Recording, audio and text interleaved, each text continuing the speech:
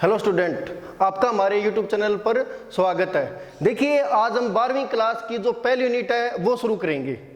ठीक, 12वीं class biology की जो पहली यूनिट है वो। तो जो यूनिट फर्स्ट है उसका नाम है आवृत बीजी पादपों में जनन एवं विकास। और ये जो यूनिट है ये 4 नंबर की है भी। ठीक, और इस यूनिट से 2 क्वेश्चन आएंगे, एक आएगा 3 नंबर का और एक आएगा 1 नंबर का। यानी इस यूनिट से एक बड़ा क्वेश्चन भी आएगा, ठीक, और एक छोटा क्वेश्चन भी आएगा। अब देखिए, जो आपकी पहली यूनिट है ऑर्थोपैथी पादपों में जनन एवं विकास, इसमें आपकी किताब में 4 चैप्टर दिए हुए हैं, लेकिन इस पूरी यूनिट को अपने 3 चैप्टर में ही करेंगे। तो उन चैप्टर के मैं नाम लिख देता हूं एक बार। पहला जो चैप्टर होगा अपना इस यूनिट का, ऑर्थोपैथी पादपों में लैंगिक जनन। जो दूसरा है वो है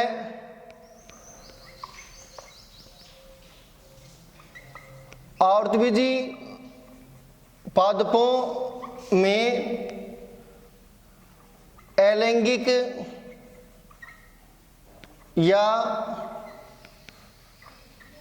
कायिक जनन। और तीसरा है आवृत बीजी पादपों में जनन की विशिष्ट विधियां। आवृत बीजी पादपों में जनन की विशिष्ट विधियां। तो अपने इस यूनिट में ये 3 चैप्टर करेंगे। आपकी किताब के अकॉर्डिंग तो 4 है, लेकिन उन्होंने 3 ही बना दिए हैं। ठीक है, तो ये 3 है। देखिए, जो अपना पहला जो चैप्टर होगा, ठीक है, वो होगा ऑर्थोपैथी पादपों में लैंगिक जनन। और आज हम इसी से शुरुआत करेंगे, ऑर्थोपैथी पादपों में लैंगिक जनन से।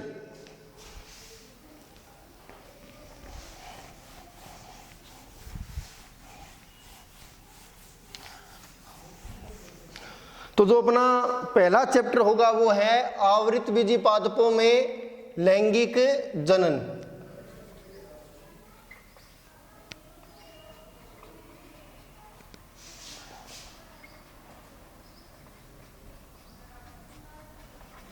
आवृत बीजी पादपों में लैंगिक जनन। ठीक, सेक्सुअल रिप्रोडक्शन इन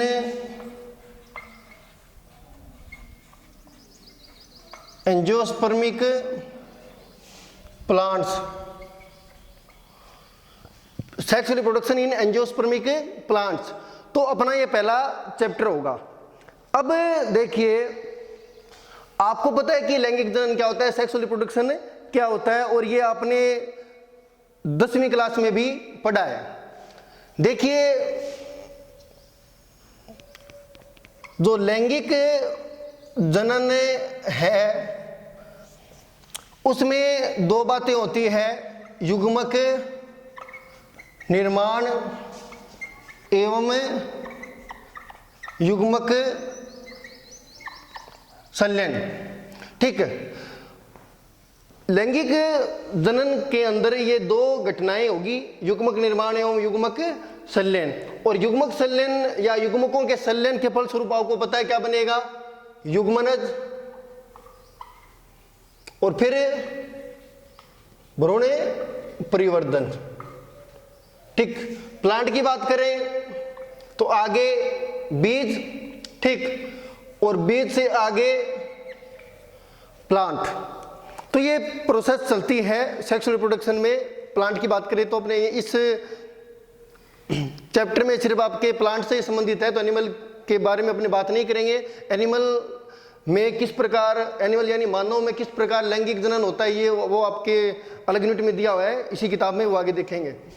तो बात करेंगे अपने sex reproduction in angiosperm plants या ऑर्थोपैथी पादपों में लैंगिक जनन, और लैंगिक जनन क्या होता है, लैंगिक जनन की परिभाषा क्या होती है, ये आपने पिछली क्लासेस में पढ़ा है।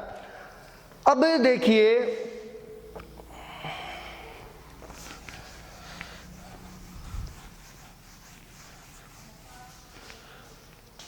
जो लैंगिक जनन है,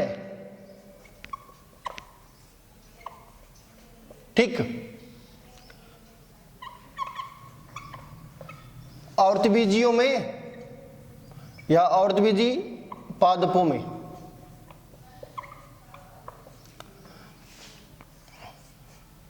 लैंगिक जनन से संबंधित जो महत्वपूर्ण संरचना है, ठीक, औरतबीजी पादपों में वो होता है पुष्प, फ्लावर।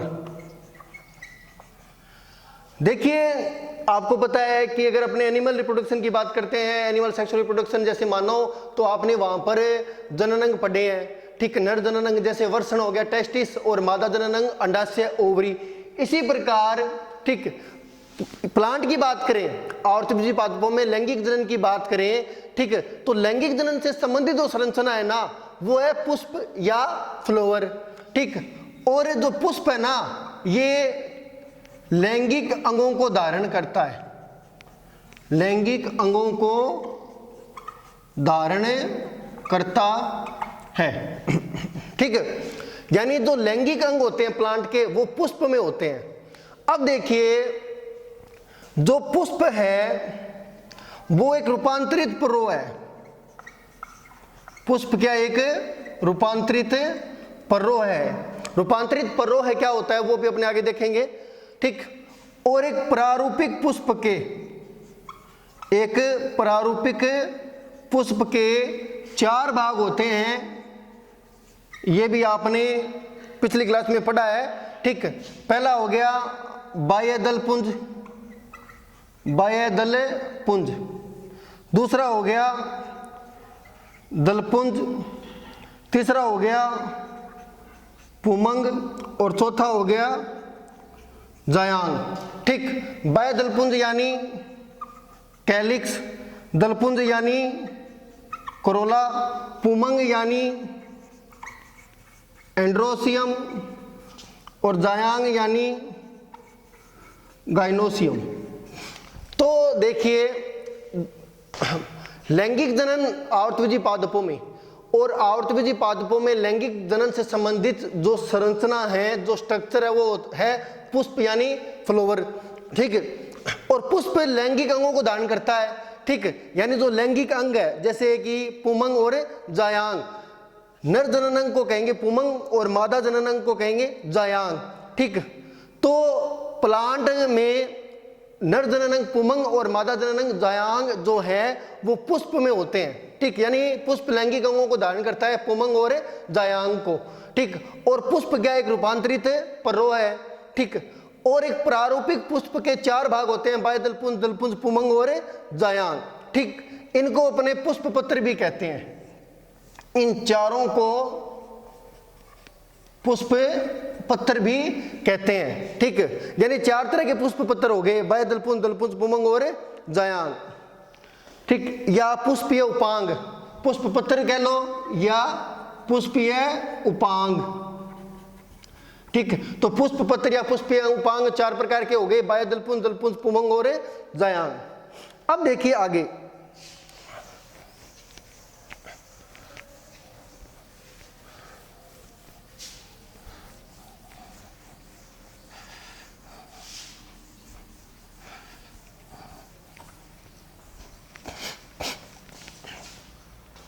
मैंने एक लाइन लिखी थी कि पुष्प एक रूपांतरित पर्रो है।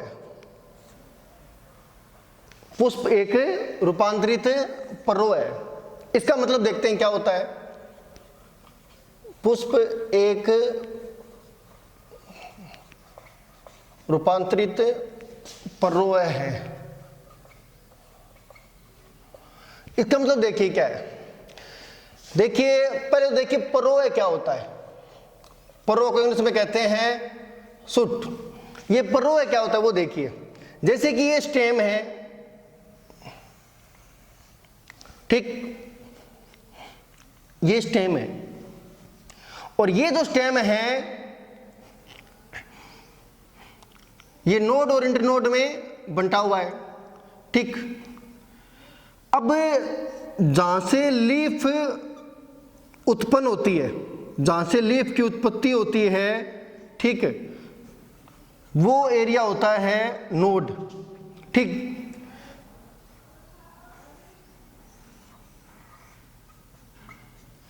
तो ये भी क्या हो गया, नोड, ठीक। हिंदी में इसको कहते हैं परोसंधि। नोड को क्या कहेंगे हिंदी में, परोसंधि। और दो नोड के बीच का जो भाग है ना, ये कहलाएगा परो, इंटरनोड, इंटरनोड, ठीक। तो जो स्टेम होता है वो दो भागों में डिवाइड होता है, नोड और इंटरनोड, ठीक। जो नोड है यहां पर भी विद्युत की सेल्स मिलती है, ठीक, और ये सेल्स ही पत्ती का निर्माण करती है, ठीक। और दो नोड के बीच में ये भी नोड होगी, ये भी नोड होगी, और दो नोड के बीच में क्या है, इंटरनोड यानी परो, ठीक। और देखिए इस स्ट्रक्चर को अपने कहते हैं पर्रो है, पर्रो है सुट, ठीक। यानी स्टेम हो गया और उस पर लीफ लगी हुई है तो इसको अपने कहेंगे पर्रो है सुट, ठीक। अब देखिए जैसे यहां पर भी आप लीफ शो कर सकते हो इस तरीके से। ये जो स्ट्रक्चर मैंने बनाई है ना, ये जो डायग्राम बनाया है, ये प्लांट की कायिक प्रावस्था को रिप्रेजेंट कर रहा है। अभी कायिक प्रावस्था, ठीक। जैसे आपको पता ही है कि जब अपने बीजों को बोते हैं तो सबसे पहले प्लांट जो सीड है वो जर्मिनेट होता है, फिर प्लांट में कायिक वृद्धि होती है और एक निश्चित कायिक वृद्धि होने के बाद में उसमें पुष्प लगते हैं, यानी पुष्पन की क्रिया होती है, ठीक है। तो पुष्प लगने से पहले की जो अवस्था है ना वो क्या है, कायिक प्रावस्था, ठीक। और ये जो स्ट्रक्चर है इसको अपने कहेंगे पर्रो है सुट। अब देखिए कायिक प्रावस्था के बाद में कौन सी आएगी, पुष्पी प्रावस्था, पुष्पी प्रावस्था, यानी वह प्रावस्था जिसमें पुष्पन की क्रिया होती है। तो मान लीजिए कुछ समय बाद में पुष्पी प्रावस्था शुरू होगी तो उसमें क्या होगा,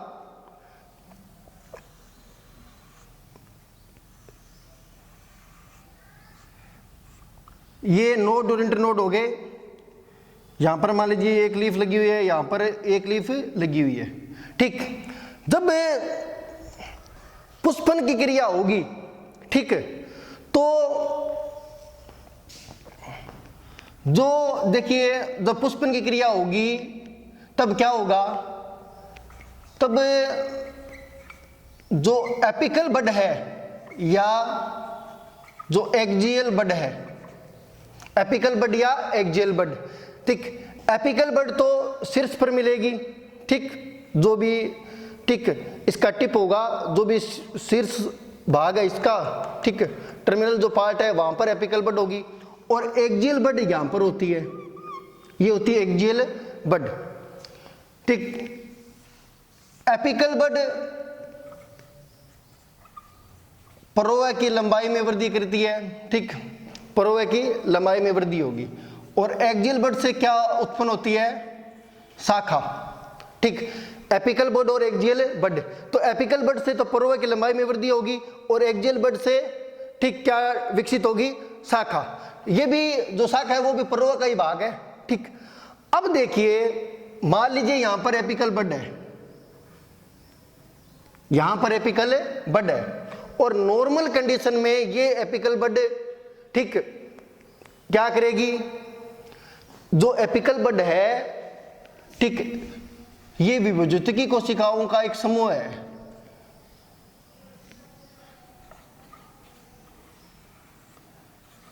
जो मेरिस्टेमेटिक सेल्स है ना ठीक, उनका एक समूह है एपिकल बड। नॉर्मल कंडीशन में क्या होता है कि जो एपिकल बड है, यानी यहाँ पर जो विभाजित की कोशिकाएं हैं वो विभाजन करती है, फिर दीर्घीकरण होता है, विभेदन होता है, ठीक, और जो अपना जो एक्सिस है यानी जो स्टेम है, ठीक, इसकी लंबाई बढ़ती है, ठीक। लेकिन जब पुष्पी प्रावस्था शुरू होती है, पुष्पी प्रावस्था, ठीक, तो एपिकल बड या जो एक्सियल बड, ठीक, कोई भी एपिकल बड या एक्सियल बड ये किस में कन्वर्ट हो जाती है? फ्लोरल बड में, ठीक। तो सबसे पहले देखिए कि जो एपिकल बड है या जो एक्सियल बड है, ठीक, ये करती क्या है? एपिकल बड तो पर्वय की लंबाई को बढ़ाएगी, ठीक। एपिकल बड जो है ये एक क्षेत्र है जहां पर विभाजित की कोशिकाएं हैं और इन कोशिकाओं में विभाजन होगा, दीर्घीकरण होगा, ठीक, बाद में विभेदन होगा। तो इस फल स्वरूप, ठीक, जो एक्सिस है स्टेम की लंबाई बढ़ेगी और जो एक्सियल बड है, ठीक, उससे शाखा की उत्पत्ति होती है और ये शाखा भी पर्वय का ही भाग है, ठीक।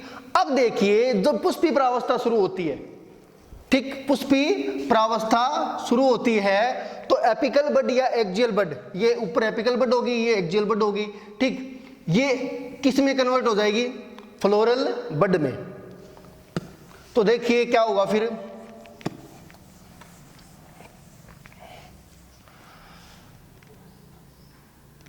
अब देखिए जब फ्लोरल बड डेवलप हो जाएगी या जो एपिकल बड है या जो एक्सियल बड है वो फ्लोरल बड में कन्वर्ट हो जाएगी, तब क्या होगा? सबसे पहले देखिए कि यहां पर देखिए नोड और इंटरनोड जो है उनके बीच में ठीक ठीक दूरी है, ठीक। जैसे दो नोड है तो यहां पर देखिए ये जो दो नोड है इनके बीच में दूरी ठीक है और ये जो पर्व है इसकी लंबाई भी ठीक है, नॉर्मल है, ठीक। अब क्या होगा?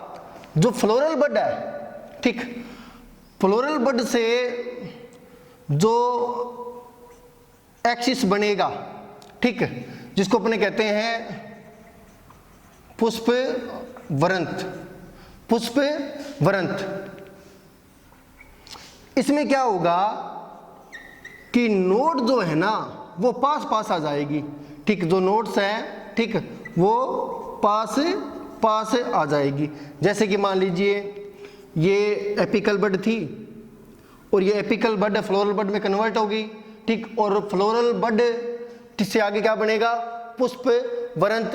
और पुष्प वरंत जो होगा उसमें जो, ठीक, परवसंधियां हैं वो नजदीक नजदीक होगी, जो नोड्स है या जो परवसंधियां हैं, ठीक, वो नजदीक नजदीक हो जाएगी, पास पास आ जाएगी। और परव की लंबाई क्या हो जाएगी? परव की लंबाई हो जाएगी कम, यानी परव छोटे हो जाएंगे। इस प्रकार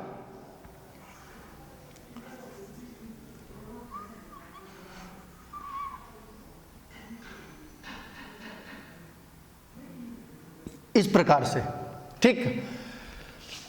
और इन नोड से, ठीक, पुष्प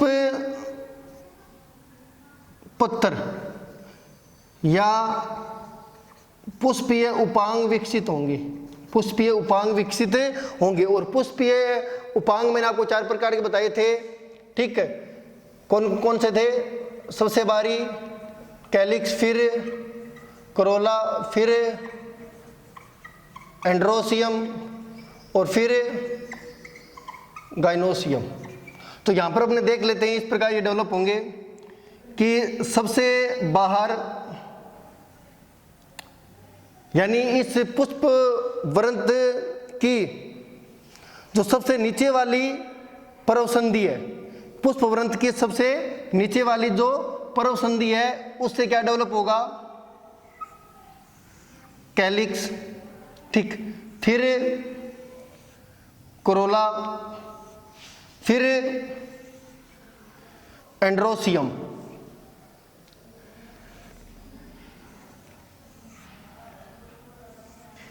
ठीक है, और फिर गाइनोसियम।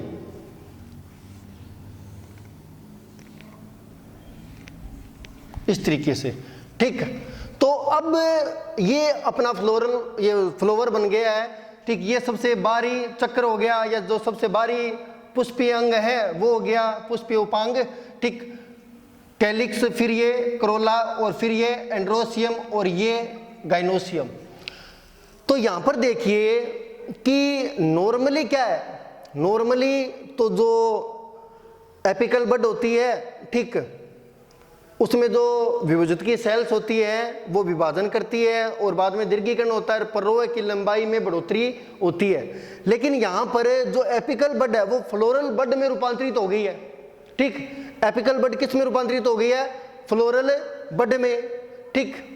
और ये जो स्ट्रक्चर बनी है ना, अब ये स्ट्रक्चर क्या है? पुष्प, ठीक। और ये पुष्प अब क्या कहलाएगा? रूपांतरित पररोह है, रूपांतरित पररोह है, ठीक।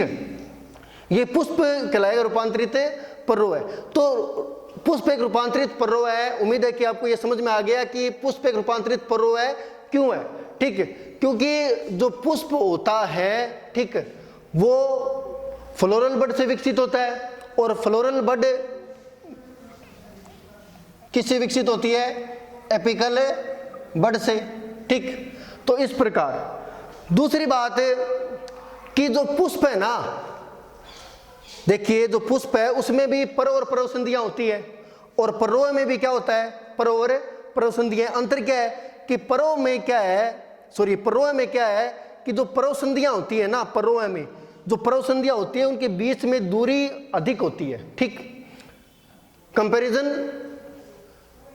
फ्लोवर में जो परसंधि है, तो फ्लोवर में क्या होगा कि फ्लोवर में जो परसंधि है ना उनके बीच में दूरी कम होगी, और यहां पर दूरी क्या होगी? ज्यादा। जैसे एक परसंधि, ये एक परसंधि, ये फिर अगली, ठीक।